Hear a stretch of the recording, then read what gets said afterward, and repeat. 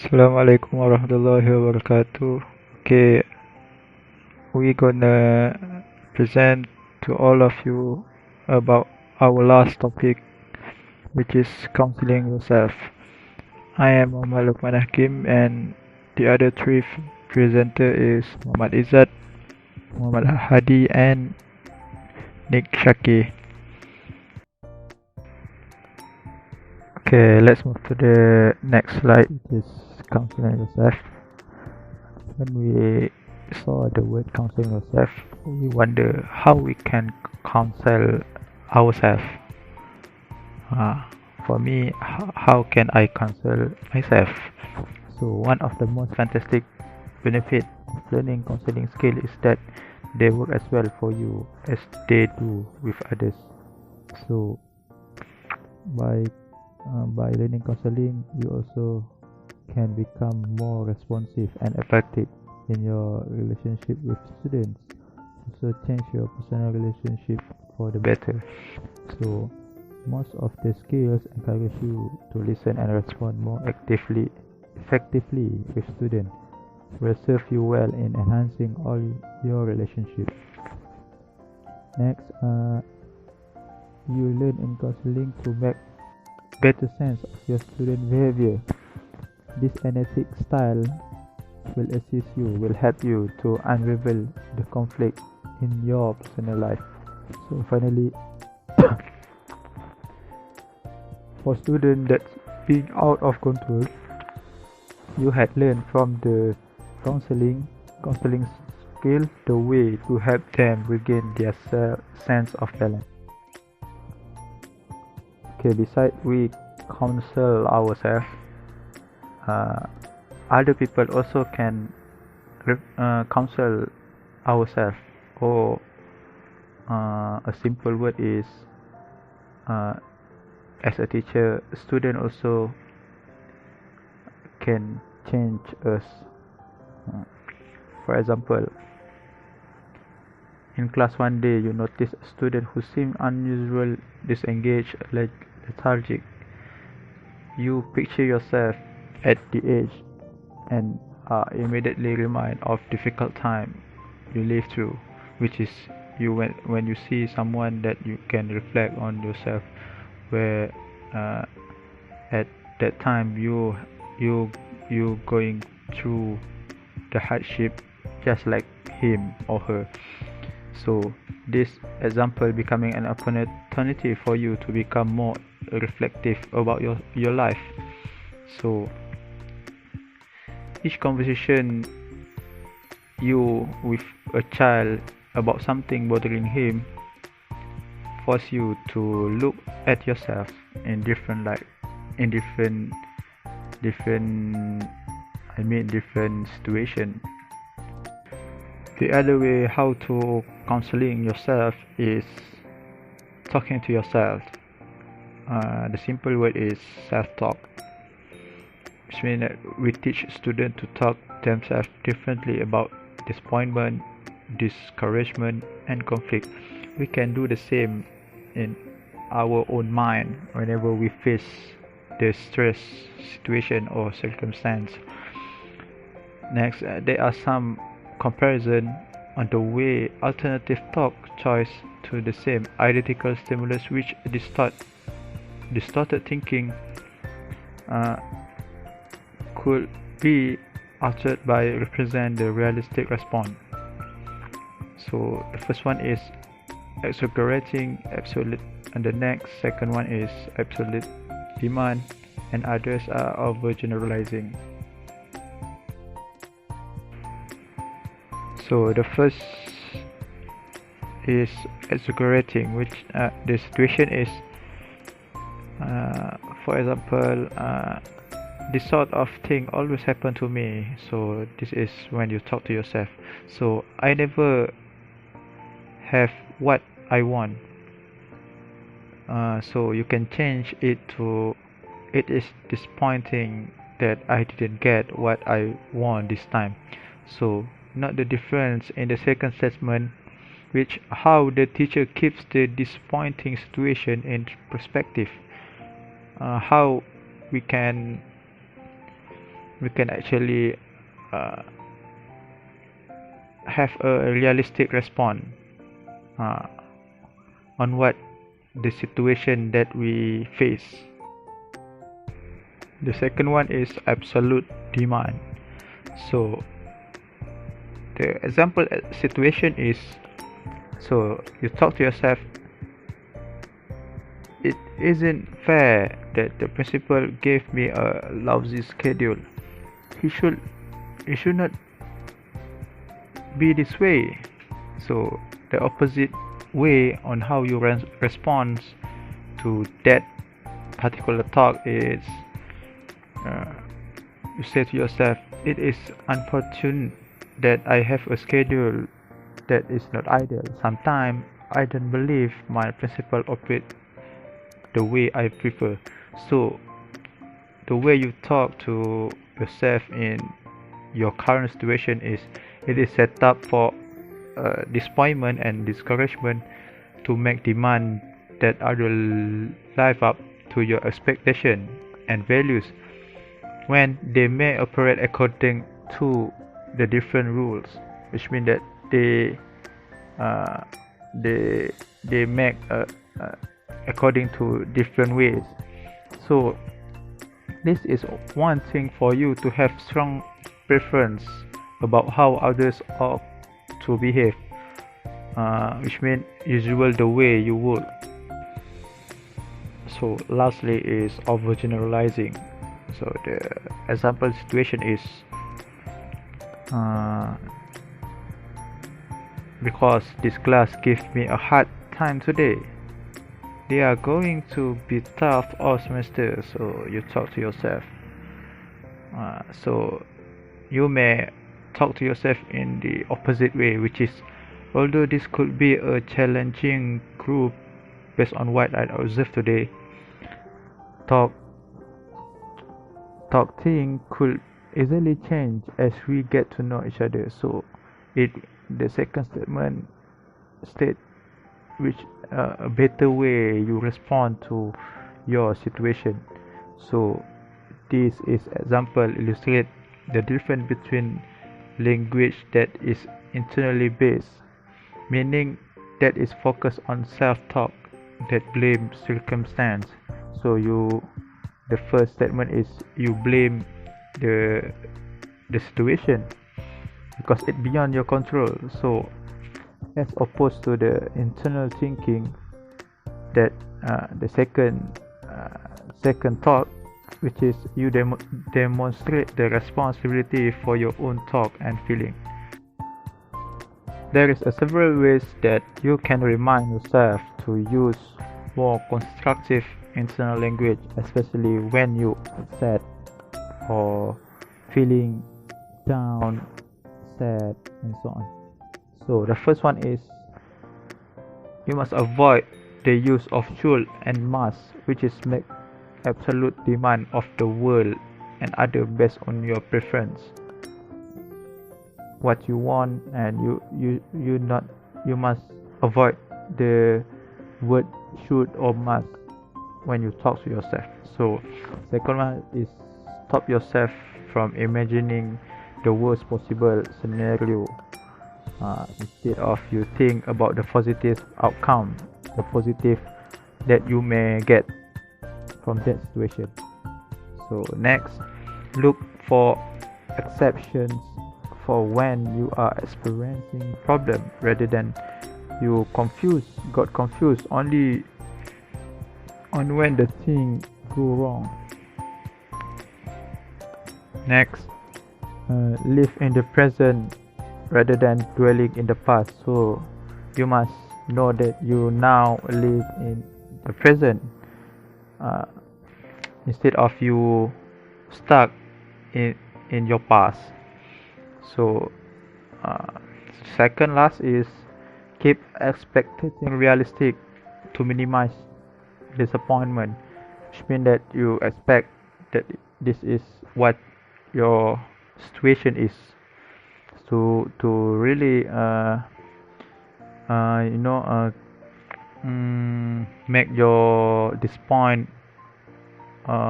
less. So lastly is reframe the problem to make them more manageable. You you you become a you manage your problem as well. That's all. Okay, Bismillahirrahmanirrahim. So I'll proceed to the next subtopic, which is self-care issues for teachers. As a counselor or teachers that utilize counseling skills, being able to handle own self from compassion fatigue and mental obstruction is essential. The medications are not exclusive to the clients only, but the practitioner, which is the counselor or the teachers, too, since all of that will be emulated by the clients. Because we have discussed previously that how students learn as much from how you act as they do, from what you teach them as part of your planned lesson. They watch the ways you conduct yourself, they collect anecdotes about your life. And also in some ways, they even pattern themselves after you, based on things you do that they admire the most. For example, think back on those teachers whom you liked and respected the most, especially those with whom you enjoyed in a good relationship. It is probably that apart from anything they taught us in this context, the subject, the discipline, we actually remember the detail of them, such as their lifestyle, their dress, how they're dressing, their special interests, maybe in a more rational thing, a more rational discussion. There are specific things that make us remember them. So, modeling healthy lifestyle habits is certainly influential on students.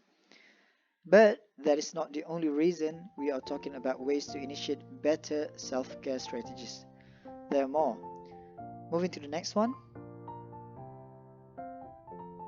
Why self-care is important to the counselors, in this context, the teachers. So they must know how essential self-care is to holistic health and well-being. That doesn't mean it is easy to put it into practice. It is found in every association. Ethical code is a statement that requires clinicians to monitor their personal well-being while treating clients. For you to be at their best and provide the best care to your clients, it is imperative and very important that you take care of yourself first at all costs before you provide the best care to your clients. Third, in the introduction of Section C of the American Counselors Association Code of Ethics, it states counselors engage in self-care activities to maintain and promote their own emotional, physical, mental, and spiritual well-being to best meet their professional responsibilities. Okay, moving on to the next one. How to prevent fatigue in your life as a teacher. So after listening to the trauma of stresses of client after client, it is tough not to feel fatigued by the emotional baggage they carried. It is necessary to find outlets to relieve any anxieties or feelings you absorb from your client, so that you don't develop compassion fatigue or begin to feel burned out. So the first one is to make self-assessment.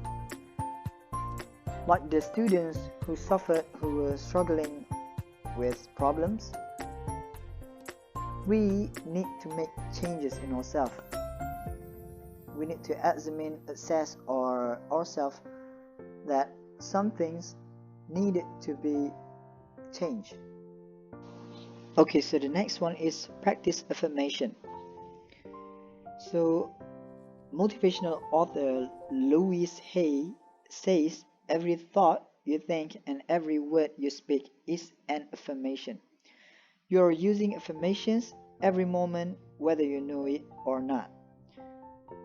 This is to create a list of self-care affirmations that might be able to help yourself to repeat throughout the day in between sessions. Print it out read them out loud to remind yourself how capable you are, how strong you are, and how intelligent you are academically or in other sector. For example, you can start right now by saying this out loud. I am filled with goodwill for myself and for others. Or in another example, in a more Islamic way, we could say that we're doing this for the sake of Allah, for the sake of our ummah, for the benefit in our hereafter. The third one is meditation. So the most common meditation that every individual had to try to do it, is to do the self-care that requires your mind and body to engage. However, it can be tough to activate both and at the same time. So carve out your time for yourself and schedule moments to meditate and practice intentional breathing throughout your busy day. For example, you need a bigger burst of calm, included like 10-minute meditation after lunch, followed by a short pranayama practice. You can try to Google it, try to YouTube it on how to meditate in the most brilliant sense. The fourth one is to create a sunshine fire. What is it? While it may be unethical to solicit testimonials from your clients, there is a good chance over time that you will receive letters of thanks or notes of praises. So don't read and recycle this kind of word. Keep a file of all the nice things people say about you, whether it's in a note from a happy past client or a nice write-up about your private practice in a local newspaper. Look through it when you are having a tough day. Sometimes all you need is a motivation, a reminder of what you have achieved and who you have helped to brighten your spirits. For the last one is to consume a well-balanced diet. There are research that suggests how we eat, what we eat may affect not just our physical health, but also our mental health and well-being. So studies have shown that it is important to take a good nutritional intake to ourselves at an early age. This includes a systematic review in 2014, which found that a poor diet with high levels of saturated fat, refined carbohydrates, and processed food products is linked to poorer mental health in children and also adolescents. However, there are a range of inequalities that can contribute to the development of mental health problems, and how these factors interact with each other to affect mental health. It can be complex. So other factors such as poorer physical health and living in poverty or deprived communities. So basically, eating a well-balanced food is not necessarily means to 100% to fix your mental health issues. But however, it can contribute. It could be the one of the best factor to contribute to your mental health through being able to avoid from infections, being healthy in our lifestyle, which could help ourselves to be more motivated in life. Bismillahirrahmanirrahim. Assalamualaikum warahmatullahi wabarakatuh. My name is Muhammad Izzat bin Muhammad Rusdi. So I will continue our presentation with the time and task management. So let's see what is time and task management.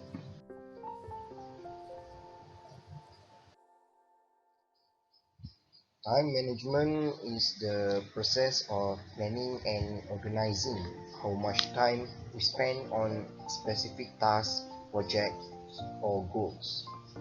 It involves taking conscious control over how long you spend engaged in any activity in order to become more effective and more productive. while task management is the process of managing a task through planning, development, and completions. It means that the way or tips on handling tasks so that a lot of tasks or assignments can be done easily and productively. Next, why time and task management is so important. The first is time management is important because it can reduce stress. When you don't have control of your time, it is easy to end up feeling rushed and overwhelmed.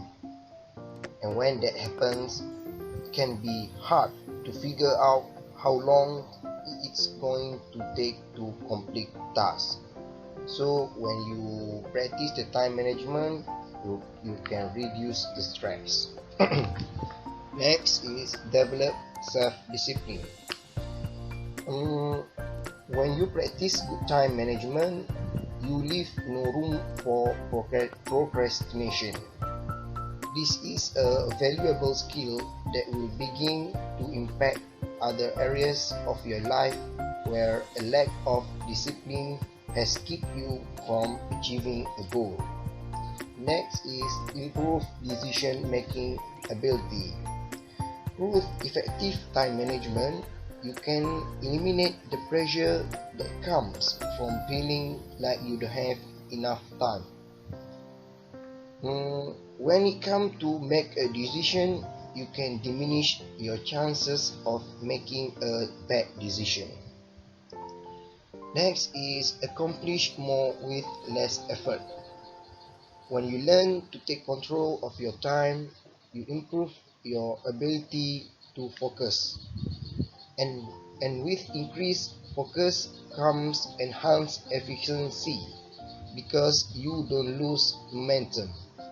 You will start to breathe through tasks more quickly. Next is task management is so important because it is more productive. More productive means, imagine if you are smart in task management, you can finish a lot of tasks given in a short time. Example, in a day, you can finish 2 or 3 from 5 tasks given. It will make your day more productive. Next, reduce time allotted for finishing a task. When you learn the task management, it helps you to manage the task wisely. Example, when a group assignment is assigned to you and you are a group leader, so you can decide the task given by looking into the ability of your group members or group mates. Last is enables to differentiate tasks based on priorities. So task management, when you learn the task management, you can differentiate which task is more important and urgent to make it first, so that the task given can be done easily and in a short time. Next is the tip of effective time and task management. The first one is set goals correctly. You have to set goals that are achievable and measurable. You can use the SMART method in setting goals. Make sure the goals you set are specific, measurable, attainable, relevant, and timely. Second is set a limit time to complete tasks. Setting time constraints for completing tasks help you be more focused and efficient. Making the small extra effort to decide on how much time you need to allot for each task can also help you recognize potential problems before they arise. Next tip is take a break between tasks. Mm, um, when doing a lot of tasks without a break, it is harder to stay focused and motivated. You have to allow some downtime between tasks to clear your head and refresh yourself. Consider you can by grabbing a brief nap, going for a short walk, or meditating, or anything else. Next is do the hardest task first. Um, Getting down the thing you dread the most will help you cut the procrastination. It is also, once it is done, you can easily get to the next task instead of pushing everything in front just because you dread it. The last one is prioritize wisely. You have to prioritize tasks based on importance and urgency. For example, look at your daily tasks and determine which are more important, which are the task that is urgent. So you have to determine the task that is the priority of the task. So how to prioritize tasks? So based on Eisenhower matrix, say that if the task is important and urgent, you have to do the task now. If the task is important but not urgent, you have to decide on due date to finish the task. If the task is urgent but not important, you have to delegate the task to anybody else, which is uh, which is uh, uh, which is more.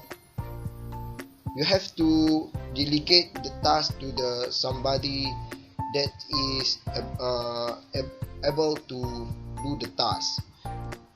Last one is if the task is not important and is not urgent, you can do it later on. So I think that's all from me. Thank you.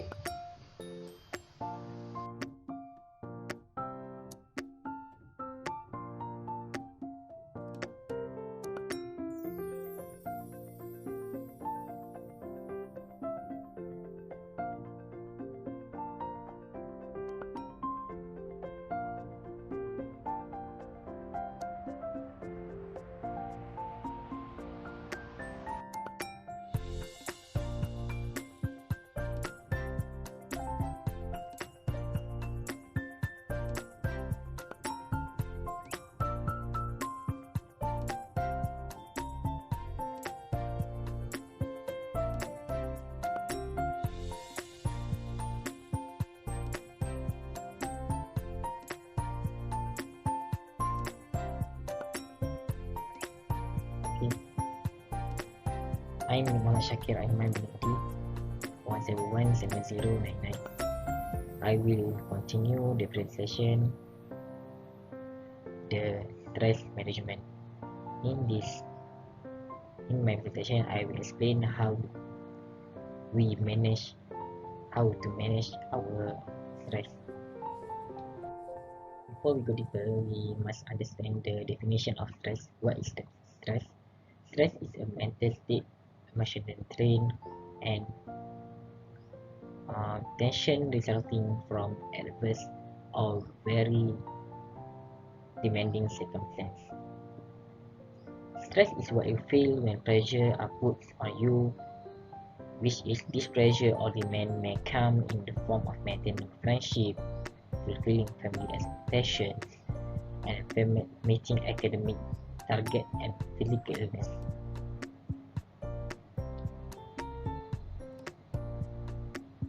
So, in short, stress is when in our life we feel some pressures of our environment, which is we have what family expecting from us, what is teacher expecting from us, what our expectation toward ourselves. That is when we have too much of it, we can feel the stress. So what is the stress management?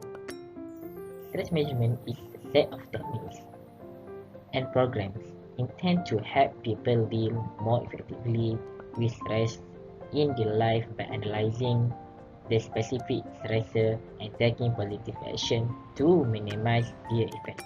Remember, to minimize their effects. We must accept the stress, but because stress is something that will make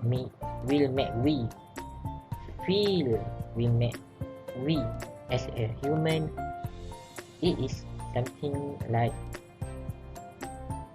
a natural thing that we human, a normal thing but we have to control it, we have to manage it.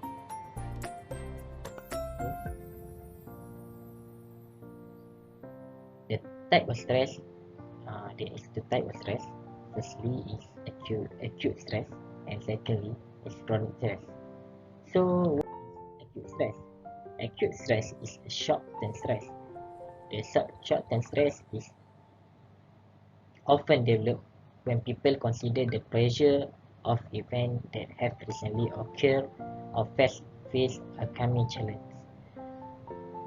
For example, short-term stress is we have the deadlines, we have an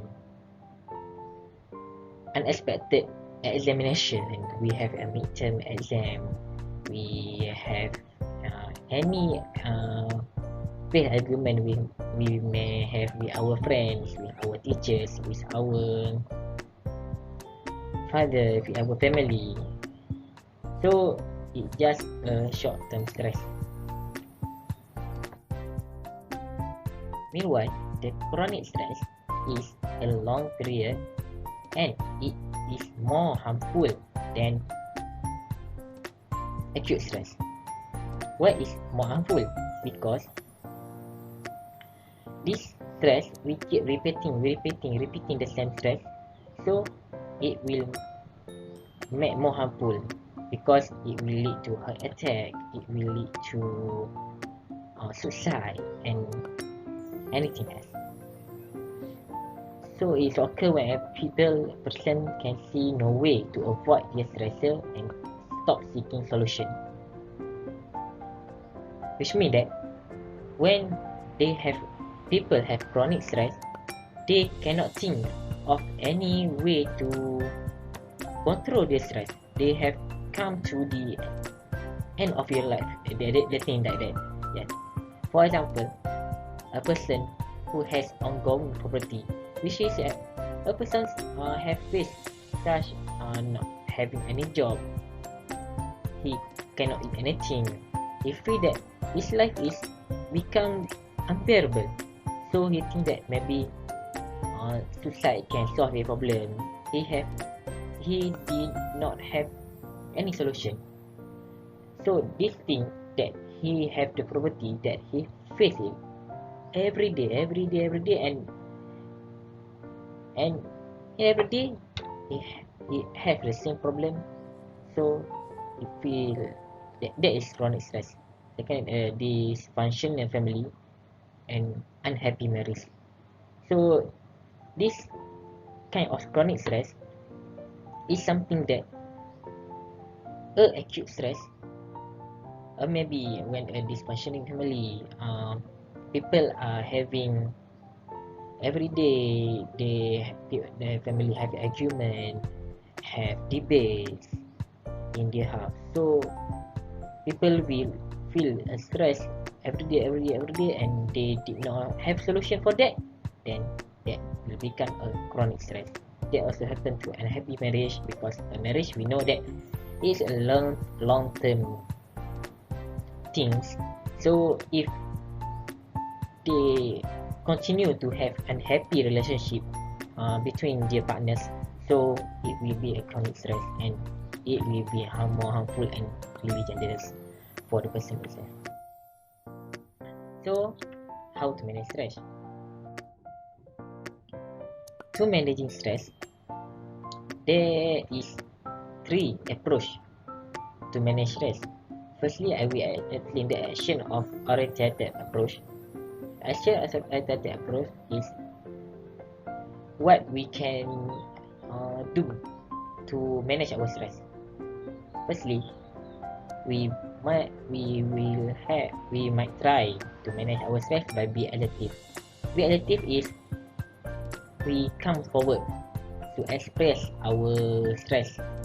We must stay firm and positive, but they not to have confrontation, too much confrontation. Second is reduce the noise. When reduce the noise, which means that we must have to have our me time. Yes, the me time. We must close our Facebook, Instagram, and we have to have some quietness each day. Thirdly is manage your time. The management of time is already explained by my friends. The fourth is creating boundaries, which is we must have prioritize what we want. We must know that we have to say no to things that we did not have capabilities to do it. The fifth is get out of your head, which means that try not to contending the racing thought in our head. Secondly is the emotion oriented approach. Emotion oriented approach is the way is affirmation and imaginary, which means that we think of positive experience we face. Our brain will perceive it to be the reality when we think the positive things in our life, so our brains will perceive it to be a reality. Second, cognitive restructuring is a technique for understanding a narrative emotion and challenging the sometimes incorrect belief that cause them. And thirdly is a basic technique. A basic technique is a technique that form of A to Z, which I only put 3. So I hope, because I think if I will explain all of it, I think it's not much time. So I wish to for you guys to look it in the YouTube. So the A for adversity, B for the belief, C for the consequence. So the last approach is the acceptance oriented approach, which means that we must to have diet exercise. We must have a balanced diet. Secondly, we have a meditation and physical relations and breathing technique. Then we have to perform more prayer, which we must have a caution in our solat. We understand what we say and we pray to our God that we have problem. 3 is be resilience, which is the resilient people are skilled at accepting the situation occur, which is we must accept the stress itself and we must know that we have to fall back when we have to fall back. 4 is talk it out, and lastly is sleep. So this 3 type of approach is the approach that you may use to handle your stress. Some of the approach may not be suitable for you, but some may be suitable. So all of this approach that I said before is the things that you may try to manage your stress. I hope with understand this stress management, we can manage our stress successfully.